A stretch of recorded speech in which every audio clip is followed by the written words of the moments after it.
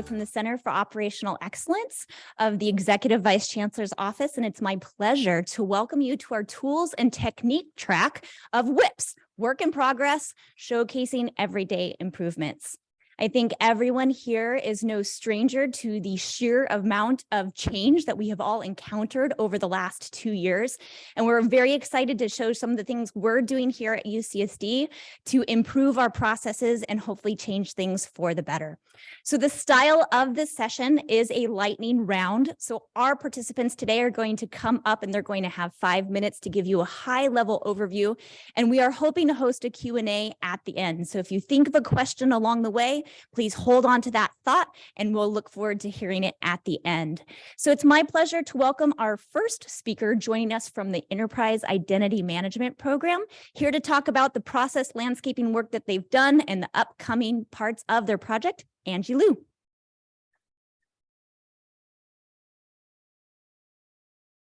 Thank you, Kate. Thank you, everybody, for being here today. I want to talk about, thank you. Wait, can you go to the next slide, please? Thank you, team in the back. The way we onboard and provide access to the members that join the university differ depending on what department you're in, what affiliation you have, sometimes your working need, sometimes your major code. So the Enterprise Identity Management Project was activated because we knew there was room for improvement there. And we started actually with the core functionality of identity management. If you look at the screen here, in order to provide the correct access to people, we first had to understand their correct identity. And when I say identity, I'm talking about the list of attributes that define who I am, who you are at the university. So for me, I'm an alumni. I currently work for IT services. I have my first and last name. I have a PID from the past, Employee ID now. All of those things make up who I am. And Enterprise Identity Management knew that we had to get that right in order to get your access right, because that's what it's about, right? Making sure our people have access to the right organization or resources. So that's why the project was activated. We knew there was room to improve and to meet these goals listed here. So the next slide talks about how. Like every project out there, you're gonna have to understand what's going on out there, that current state. So we implemented, well, we didn't implement, but we deployed this approach called process landscape. I'm sure a lot of you have known. And our own process landscape lead, Kate, helped us work with hundreds of subject matter experts, separated into, what happened to my next slide, please? Separated into these 3 tracks. As you can see, we had a lot of people participate and really help us understand what's going on out there. There are a number of departments represented, and look at all those people that definitely helped improve the project. So let's talk about process landscaping, right? We asked these SMEs to tell us everything they do in their area. And if you can imagine, it's a lot. It's a lot. So we wanted to see, okay, HR folks, tell us everything you do. And they're like, everything? We're like, everything. So we had them put it all on the landscape. And then we asked them to go back, the whole group, to check out each process and put on your identity or access management lenses on. Tell us where you think there could be identity components or access components. And we, I don't know how many hours we spent, but it was a year of work from these subject matter experts who helped us document those landscapes. We, however, leveraged the SIS project's student landscape. So they already had a big picture of everything that is involved in a student coming and also onboarding, et cetera. So we went straight to putting on those lenses and identifying each of those processes that have the identity and access management. So what are some of the results? Obviously, the landscape itself with the hundreds of tasks, with those identified different processes that have identity and access management. We also got this who's list, which is crazy. Do you remember that list? If you asked me 4 years ago before I joined this project, how many students there are on this campus, I would have said 2. I would have said undergrad and graduate. No, there are over 41 various students and identity types and over 17 employee types. We talked about the access they need. We talked about the different systems they're in, all this information, where all those attributes live so that we can paint the best identity of them at the campus. And of course, again, to ultimately provide the best access. We also got a list of 284 systems and applications that the different SMEs use. And they also told us the different ways people authenticate and authorize users, which is huge, right? Because we're all about getting the people the right access to the right places. So very valuable things. And ultimately, we were able to inform requirements. Now we know that trigger, that thing that starts, hey, this is a new student coming. We need to create that correct identity, start gathering the attributes. We also figure out the trigger for employees.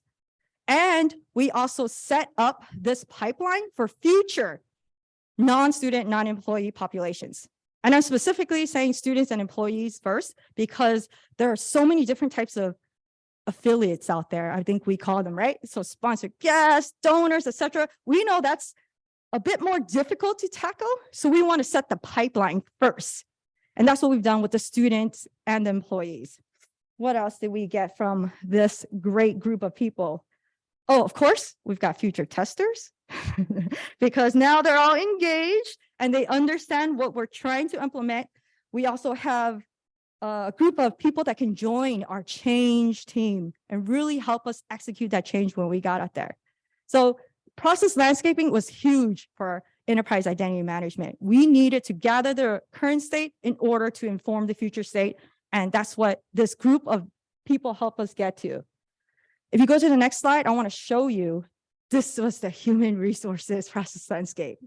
Isn't this crazy? 197 different varied tasks. And of course, some tasks are like, oh, it depends, right? So just, yes, you can't see it for a reason, right? It's massive. So we want to thank, of course, the human resources SMEs and our other SMEs like Gayle too down there. All of them help us understand the current state better so that we could better provide that access management part of EIM. Thank you. Thank you, Angie. And as a side note, for those of you that saw the keynote with Vince Kellen, and he made a comment about he doesn't like starting with Visio. And I was like, you're not invited to EIM process landscaping. That's like our whole world. That's anyway. Up next, I would like to welcome from the International Students and Scholars System to talk about the migration to Sunapsis, Manisha, Kanodia, and Christine Ching.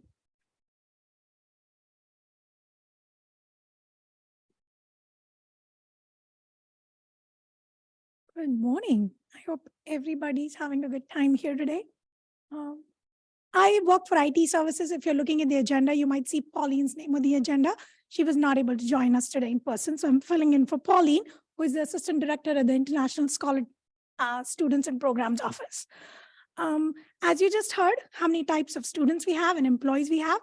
Did all of you know we support over 11,000 international students on campus and over 2,500 faculty and visiting scholars and researchers on campus. All this happens by using a system. And we realized in IT services, as our approach is always eliminating redundancy, improving processes and efficiencies on how to best improve the experience of our students, staff, and faculty, we noticed there are 2 different systems used at Division of Extended Studies and campus to support our international population. So we embarked on a journey, and then can somebody proceed to the next slide, please? In fall of 2022, the International Students and Program Office and the International Faculty and Scholars Office, they started considering migrating to a system called Sunapsis. Now, this consideration didn't just happen overnight. We went through a whole Lean Six Sigma Black Belt project to assess our 2 systems, how they were supporting the campus, was one better than the other, what were the processes that we were embodying in the systems to help our students and international students and faculty in particular. Supporting international scholars, we see billions of dollars at stake if we go out of compliance. So it was a very well thought assessment project, and we presented the findings to our sponsors, who used these findings to consider the system with various other aspects, talking to our sister UCs, UC Davis, Santa Barbara, any another private universities who are using this software currently. Next slide, please. Actually, go to the next slide after this, and we'll come back to the slide. So we just didn't think about, okay, so let's change the software. Our theme is build, unbuild, rebuild. So Sunapsis is a software which is being used by the Division of Extended Studies today. So we decided, okay, let's do a new installation on campus, but we will reconfigure DES, Division of Extended Studies processes in the campus installation to provide that streamlined experience for our undergraduate and graduate students who are taking classes at Extension or vice versa. Now, this also sets us up for ESR. You heard Angie mention that program we are in the journey of here on campus, and student information systems will be a part of that. So as we bring both Division of Extended Studies and campus onto one student information systems, we are bringing them on the same software for international management and support as well, which streamlines us, moving data in and out of student information system into the Sunapsis software and vice versa, which creates a lot of process efficiencies, eliminates redundancy, the single source of truth. Judy, you love this, keeping the data streamlined and in one place. So we are talking to systems and not recreating versions of our data. Also, we want to adopt the policy of one mobile app on our campus. So providing all these services to students in our campus mobile app. So keeping systems streamlined on both ends and at extensions and campus helps us bring that strategy. Today, we know all students need these services on the mobile app.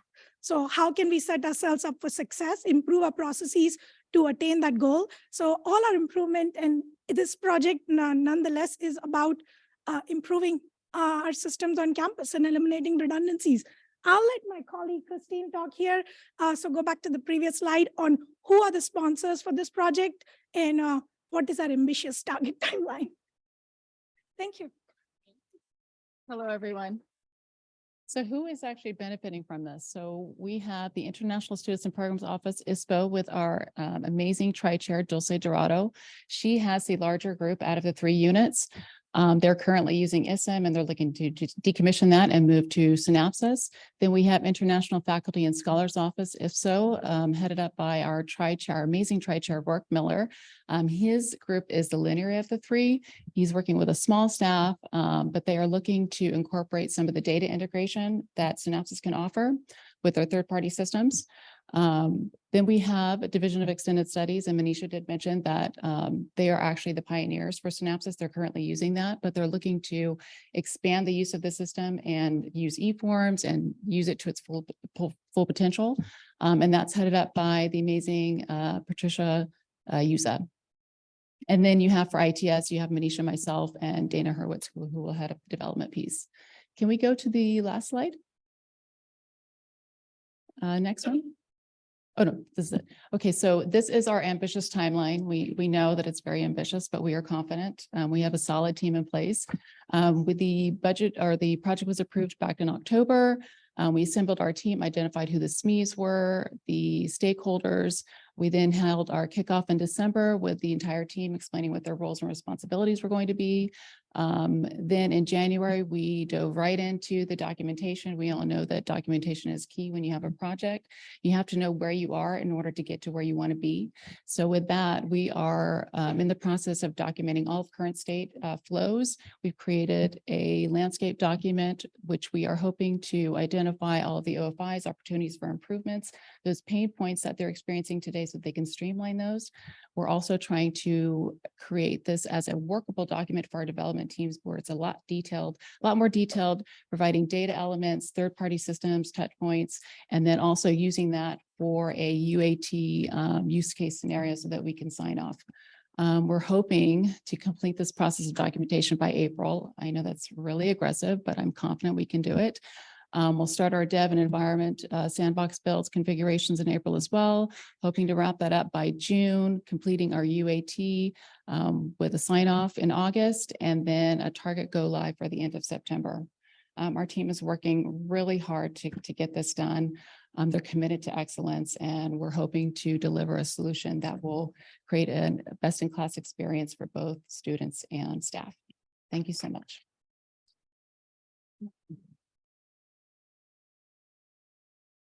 From one ambitious timeline maker to another, thank you, Manisha and Christine. Now I would like to welcome from Student Financial Solutions here to talk about creating your own online storefront with Transact eMarket, Gayle Ta.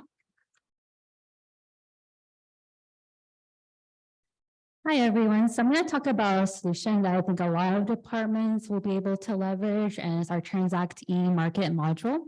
You can go to the next slide, please. So in the fall of 22, we worked with two departments to solve a couple problems that they were facing. We had one department that created a homegrown shopping site to sell items. And so since it was internally developed by their IT team, it requires an extensive PCI compliance paperwork because they were hosting the solution. And then also because he had created this great shopping site, other departments with colleagues within his area wanted him to add other items too. So like event tickets or workshop tickets and dinner tickets. And it was a lot more than maybe he wanted to take on. And then we also worked with a second department that needed to sell stuff. So like merchandise such as graduation stoles. And so currently they were either accepting like paper checks and or using Eventbrite, which is not technically not an event, but they were using Eventbrite to be able to accept credit card payments. And by using that process, they also had to wait till the event was over to receive the payment from Eventbrite so they can deposit into their funding accounts.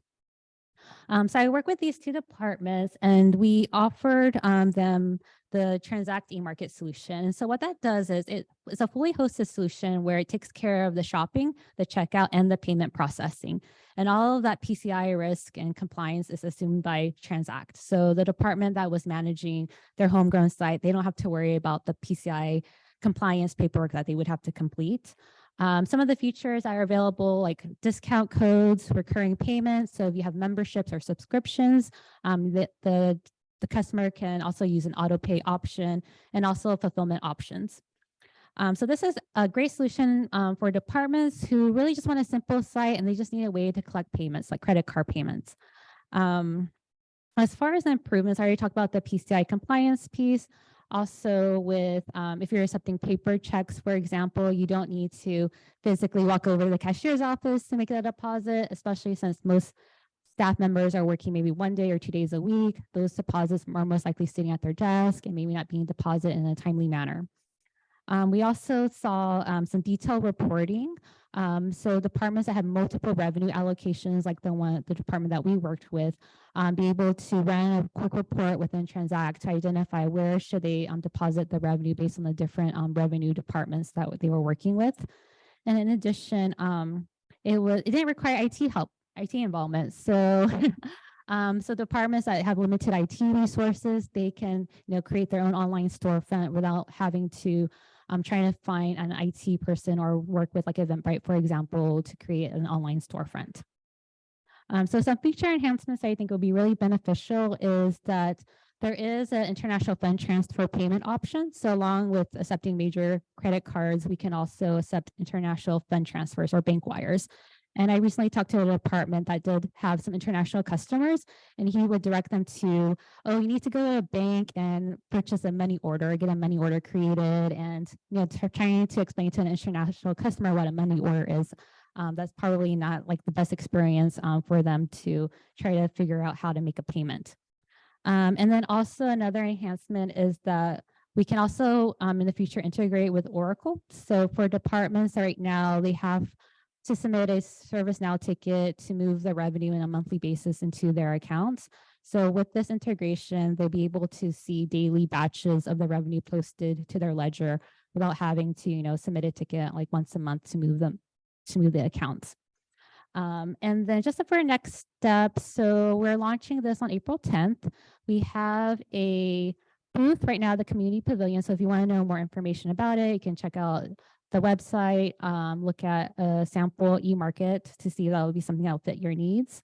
And then I also just wanted to thank the team that was involved in setting this up. So James Herr, Melanie Drury, Larry Angel, and also our pilot departments, GPS and EC, who worked with us on the e-market pilots. And then next slide. And this is an example of the e-market. Again, if you wanted to visit our booth, you can kind of go in and play around and maybe do some pretend shopping and check it out. Thank you.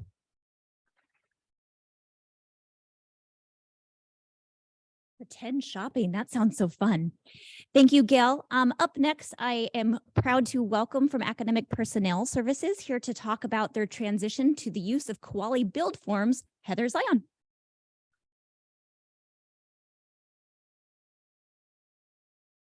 Hi, good morning, everybody.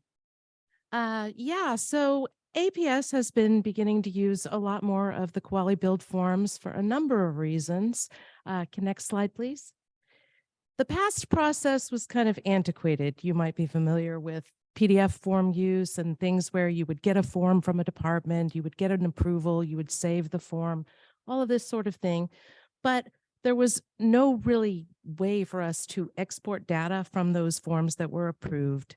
There was no real interactivity with other systems.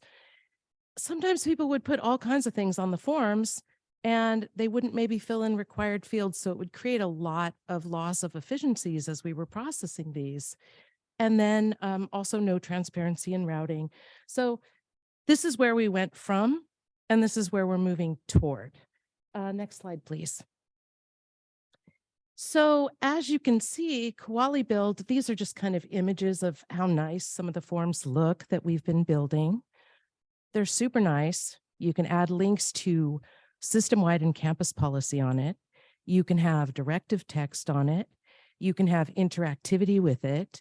You can do a lot of things in, automate notifications, create custom routing for all kinds of systems. And it's a very clean interface, easy to use, simple to design. I would say this first, I'm not a programmer, and I myself have built like 5 of these forms. So that should tell you, hey, do you have a process that you could stand to automate? Do you have something that could become more efficient? It's very easy. And I also want to give a shout out to Sean Monroe, who has been so helpful to us. He is amazing. Woo! Yeah, everybody here knows. Anyway, so I love this, and the intent is to expedite the processing on these form requests to see the lifeline of when the form began, and then when it gets to its final stage, to be able to automatically export the result, and then potentially to pull that data in and do some future reporting. Next slide, please. Okay, so the current state is we have several now. We've gone through a pilot for several of our forms. The departments and the end users were extremely instrumental in making our forms a lot better. So a pilot is never a bad idea. It's always great.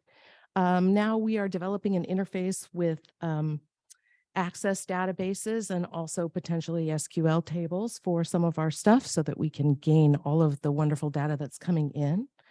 And we're exploring connections that we can make with other systems. For example, one of the schools on campus is designing this wonderful system for a general campus salary plan. And hypothetically, we could probably link up with that for part of some of the things that they may need. Next slide, please. And then the future state. Obviously, the more data that we get, the more good data that we get, all of the approvals will be reportable and historically clear. And that's easy to provide for campus leadership too. So whereas in the past, we might have had 500 PDFs somebody would have to look at and gather and make a spreadsheet, now we'll be able to easily pull reporting in an attractive format. Also, the connections to other systems are going to make less work for people in departments processing applications, which is great because that also lets them display things. I even have an interconnected set of apps that I've created where if a certain circumstance applies, data will show from another approved application. So it's kind of a wonderful thing where you can see that happen. Also, more automation of outcome distribution, and just the ease of routing is better for everybody. So if you have any processes like this, that's why I'm here to tell you the Kuali Build has been an amazing application for us, and we're in medias res. Thank you.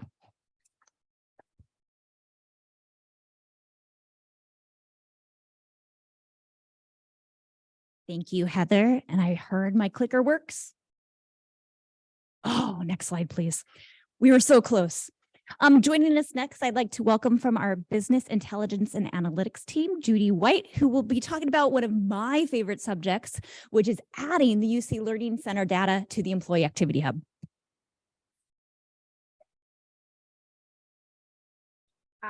Wow, that's bright. Okay. So good. Are we still morning? We're still morning. I love it, by the way, listening to everybody else talk about what's going on. It's exciting, and also just reminds me that there's no end to the amount of work that needs to be done to bring data into the activity hubs.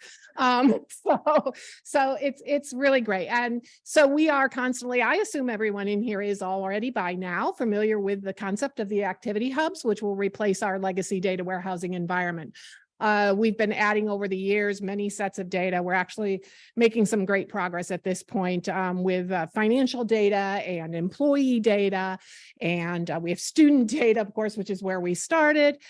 This is an addition to our employee activity hub, which already exists. It contains the data that is coming out of UC Path primarily. This is the first auxiliary information we've brought in other than blending, which is, by the way, the benefit of getting data into the activity hub.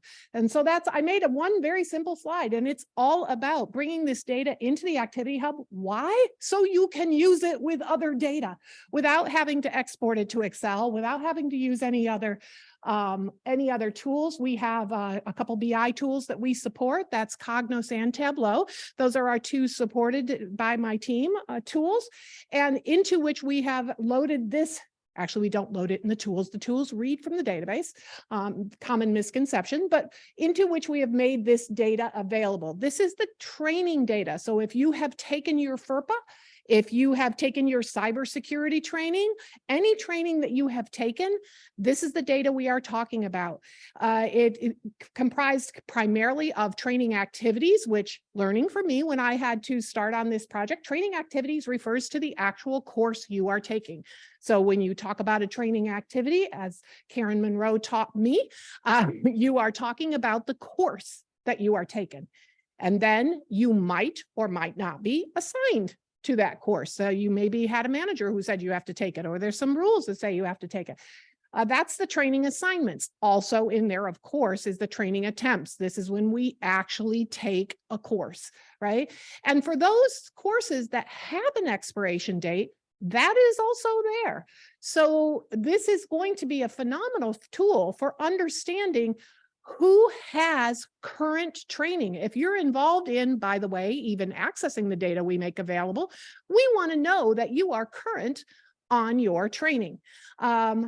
So this is the core content that's coming out of the Learning Center itself. But again, the benefit of getting into the Activity Hub is really to blend it with other information you're going to want to know. Like, I actually want to quickly and easily find all the people that report to me and know and see all of their training status in one dashboard. Well, guess what? Great people like Kate, who are our people that we work with, all of those report developers around campus who are responsible for making you pretty dashboards, they're now going to have this data available to them, pre-joined to our workforce view, which is one of our core views of the Employee Activity Hub. And it is kind of what it sounds like. It is a lot of basic information about the employee. What are the positions they're in? Some are in many. Who do they work for? What department do they roll up to? All of that is in the workforce view, which is why we joined that whole huge workforce view, which has hundreds of fields, directly with this data, so that now that data is far more valuable than just the UC Learning Center data on its own, which is already very valuable. We also got approval. Now, this does sit within our employee activity hub. So it was easy for us to say, yeah, we're going to join it to Workforce. Why? It's already, people who have access to this data have already been approved to have access to employee data. So we loaded the whole thing in. Then we went to our data steward for student and said, you know, would it be okay if we joined some core fields from the student information? Because sometimes people are looking at, we learned from people like our friend Kay here, that sometimes it's not an employee we're looking at, it's a student who is in a lab or someplace else. And there's some basic information we may want to know about that student. So with the data steward's approval, we have blended in some basic student information as well. And that's a sampling of what that is. That matter of fact, that's pretty much what we brought in. So it is, we are in what we call UAT right now, user acceptance testing. It is available to anyone who has access as a developer, not as a consumer, as a developer to the Employee Activity Hub. We are testing it out. We're taking a look at it, making sure we've got it the way we want it to be. Assuming we don't find anything critically wrong with it, we're going to go ahead and we're going to roll that out into our production environment in April. So we're excited to add this to the data we got all the time. We're consistently adding more and more and more. I have some folks I really need to thank. Our team does nothing by itself. That's not to diminish what our team does. It's to say that what we do requires collaboration with business. Otherwise, we don't know what you need. We'd make it up on our own. We'd for sure be wrong. Yeah, this is just making you aware that this is the newest addition to our activity hub, and we will just continue to add more. Thank you. Thank you, Judy. I know a lot of excited people. We're very eager to hear that. Up next, I am proud to welcome, joining us from Integrated Procure-to-Pay Solutions, here to discuss the evolution of payee management at UC San Diego, Stephen Savini.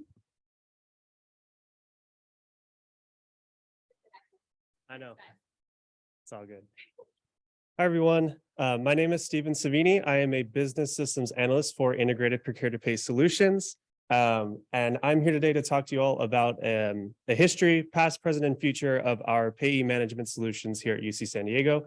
And as a background, payee management is anytime the university needs to pay for someone, pay for a purchase order, need to reimburse someone for travel, any miscellaneous reimbursement expenses, we need to get some of their information. So their tax information, how they want to be paid, if they're being paid via direct deposit, some of their banking information.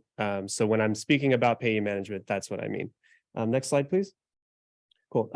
Go next. Perfect. So in the past, we had multiple systems and we also had multiple teams. So the integrated part of Integrated Procure-to-Pay Solutions was not always integrated.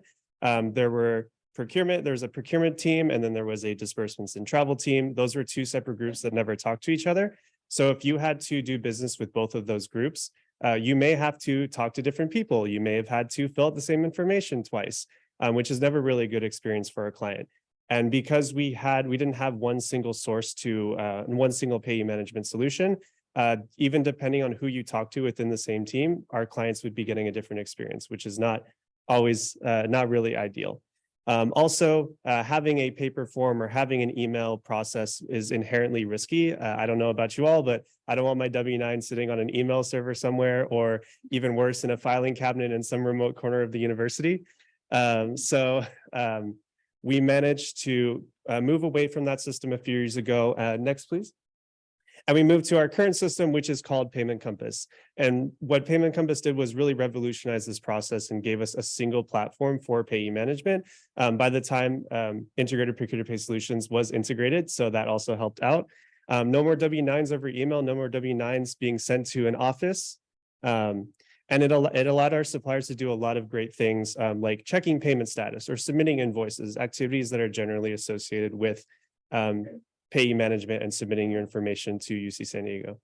This system was great, but since we've gone through and gone through the life cycle of the system, we've had a few issues. We have a lot of manual processes related to Payment Compass, especially with our ACH direct deposit setup.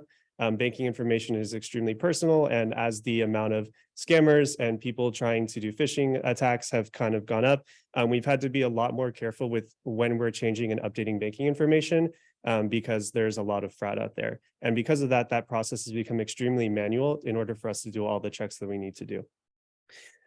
So how are we going to try to solve that? Next, please. We are transitioning to a new system called PaymentWorks relatively soon. And what PaymentWorks gives us is a lot more of an increased security, especially around ACH and banking information. This is actually extremely helpful a few weeks ago with the Silicon Valley Bank incident. After that, all of that happened, we've received a lot of requests from payees to update banking information, move from the SVB banks to another bank. And our teams didn't have to do any vetting to see if, is this person legit? Does the email domain match? Any of that stuff. We didn't have to do any of that work. We were able to allow PaymentWorks to use their security features in order to actually vet the payees when they're asking to make those changes, which is great for us. No more of that manual work. That saved us so much time and so much peace of mind as well. PaymentWorks also helps us with our screening tax IDs and our sanction list screening. So of course, when we're paying someone, we want to make sure as a public institution, we're not paying someone on a terrorist list, on FBI's most wanted, or with a country that the US doesn't like to do business with.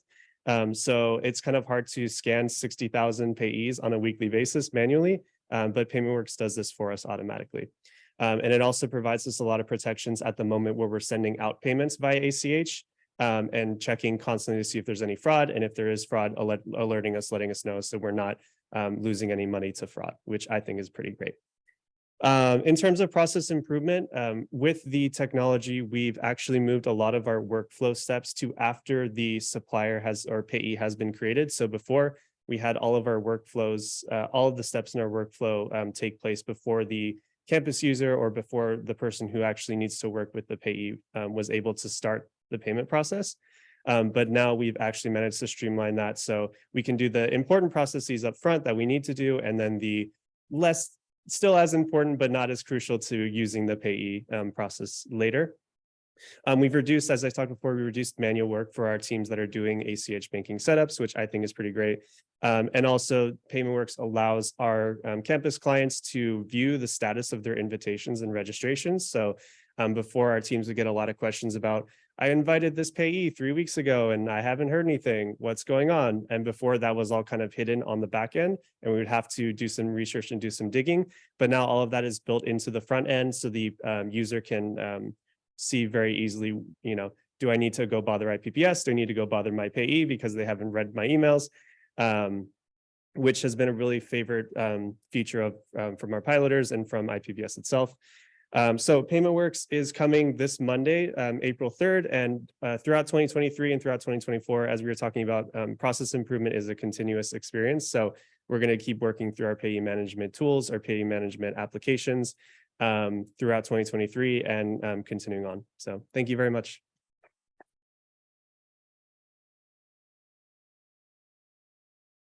Thank you. Last but certainly not least, I'd like to welcome from Resource Management and Planning, here to discuss the AB 119 location compliance project, Tara Mallis and Eliud Escobedo.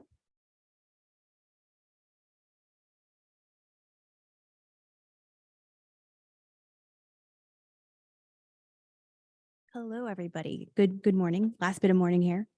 So my name is Tara Mallis. I'm actually with UCSD Health Labor Relations. And so this is kind of a fun feature of this project that we have here. We can go ahead and go to the next slide. So we are here to introduce to you the Enterprise Work Location Project. This has been several years in the making.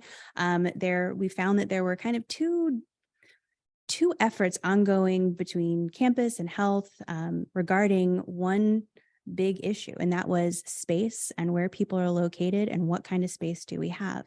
And so on the HR side, we were dealing with a compliance issue. Assembly Bill 119 was passed by the California State Legislature back in, I believe it was 2019, and it passed upon us the requirement, among other things, to collect accurate space location for represented staff. And so we were scrambling to figure out how do we do that.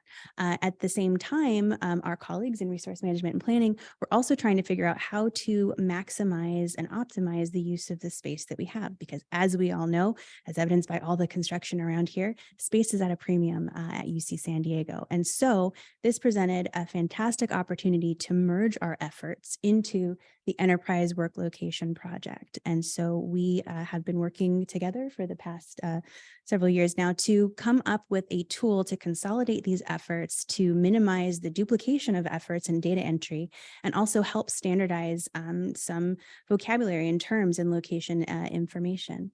And so with that, I will go ahead and I'm going to turn it over to my colleague Eliud to continue to explain where we are, where we're going, and what you will also see relatively soon. Thanks, Sarah. Hi, my name is Eliud Escobedo, Chief Process Officer for Resource Management and Planning. And next slide, please. It's the problem is an understatement. We've been building new buildings almost every day. So it's about $10 billion over the last 10 years. And, you know, Tara Cameron keeps building new facilities for engineering. And so we need to know how they're utilized, right? And one of the biggest problems for leadership on campus is understanding what happened after COVID, what are the true space needs for the campus, and how are we utilizing existing facilities. We open new buildings, and then what happens to the old buildings?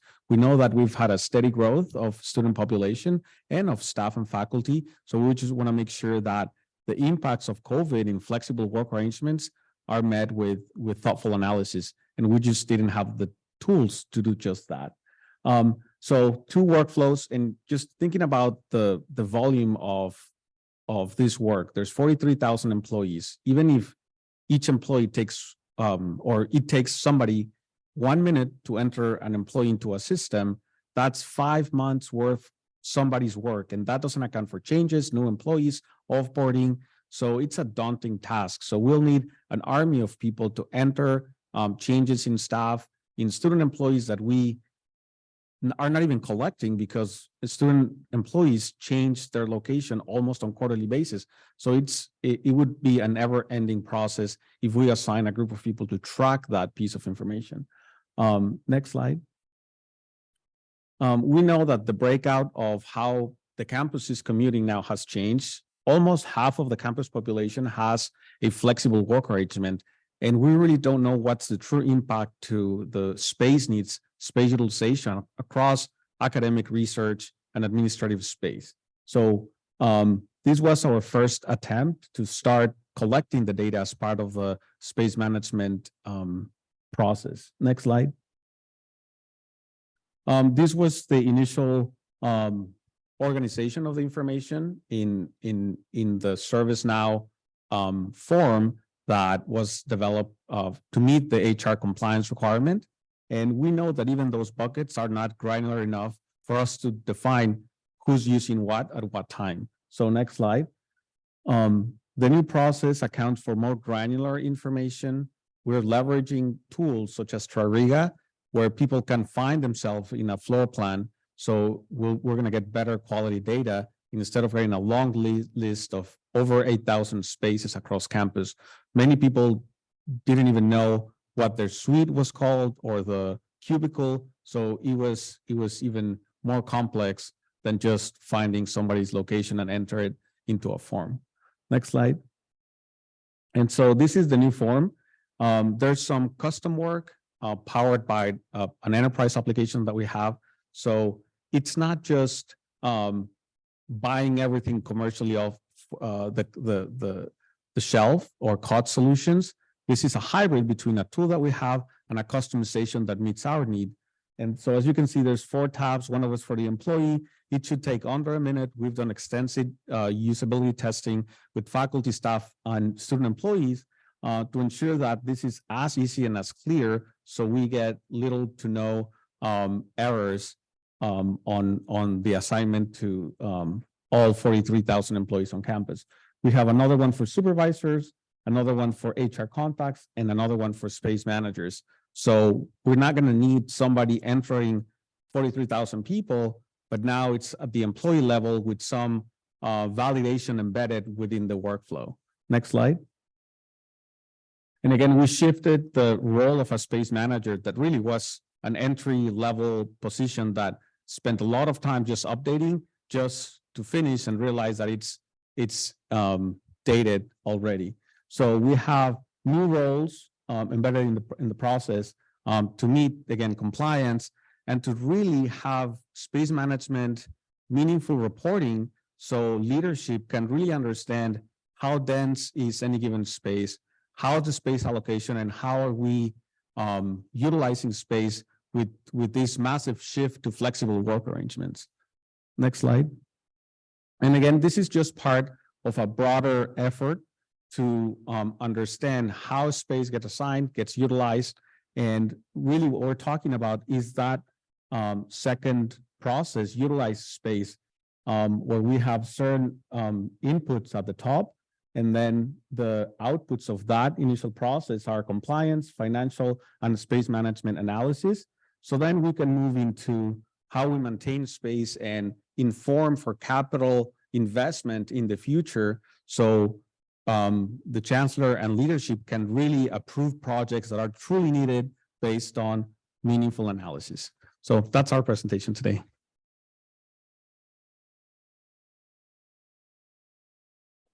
Thank you everyone so much. A lot of great information shared, and I know you are all eager to head to lunch. Before you do, due to the time, we are foregoing our Q&A for this session, but if you have any questions, if you're joining on our live stream, you can just put them in the chat. We'll capture them there, make sure your questions get answered.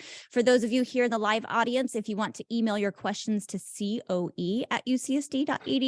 we'd be happy to answer those questions as well. A couple of housekeeping notes. Lunch will be served. Box lunches are available in the West Ballroom, which is right across the quad here. After you enjoy your lunch, we really recommend that you check out our pavilion because there's just not enough time to highlight all of the great process improvement work being done. But there you are going to see posters about some great projects and process improvement that are taking place here at UCSD on the health side of the house, as well as other UCs across the system.